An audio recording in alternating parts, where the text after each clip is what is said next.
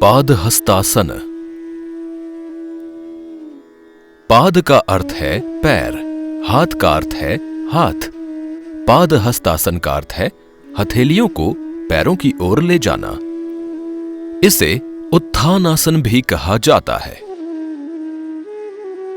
सावधानी, कमर में तीव्र दर्द से पीड़ित व्यक्तियों को इस अभ्यास को नहीं करना चाहिए। पैरों में थोड़ी दूरी बनाकर खड़े हो जाइए। सांस लीजिए, धीरे से हाथों को सामने की ओर ऊपर उठाइए।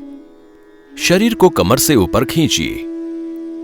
सांस छोड़िए, कूल्हे से आगे झुकिए। पैरों के बगल से दोनों हथेलियों को पूरी तरह से जमीन पर रखने का प्रयास कीजिए। सिर को नीचे की ओर झुकाइए।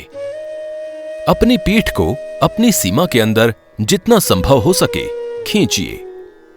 कोहनी को शरीर के निकट रखिए। सिर को विश्राम दीजिए। कम से कम 3 सांसों तक इस स्थिति में रहिए। अपने घुटनों को सीधा रखिए। शरीर के संरेखण को बनाए रखिए। जांघ और पीठ की मांसपेशियों में खिंचाव महसूस कीजिए। सांस लीजिए, धीरे से ऊपर की ओर आइए और हाथों को सिर के ऊपर उठाइए। सांस छोड़िए, धीरे से हाथों को कंधे के स्तर तक लाइए। हथेलियों को नीचे की ओर कीजिए और प्रारंभिक स्थिति में वापस आइए। पैरों में कुछ दूरी रखिए और विश्राम कीजिए। सरलीकृत संस्करण। पैरों में कुछ दूरी रखते हुए खड़े हो जाइए। सांस लीजिए, धीरे से हाथों को सामने से ऊपर की ओर उठाइए। शरीर को कमर से ऊपर खींचिए।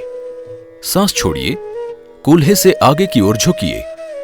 हथेलियों को जमीन से स्पर्श कराने का प्रयास कीजिए। घुटनों को थोड़ा मोड़िए। जितना संभव हो अपनी पीठ को अपनी सीमा के भीतर जितना आराम से संभव हो फैलाइए। कम से कम 3 सांसों तक इस स्थिति में रहिए। शरीर के संरेखण को बनाए रखिए। पीठ और जांघ की मांसपेशियों में खिंचाव महसूस कीजिए। सांस लीजिए, धीरे से ऊपर की ओर आइए और हाथों को सिर के ऊपर ले जाइए। सांस छोड़िए, धीरे से हाथों को कंधे के स्तर तक लाइए। हथेलियों को नीचे की ओर कीजिए और प्रारंभिक स्थिति में वापस आ जाइए।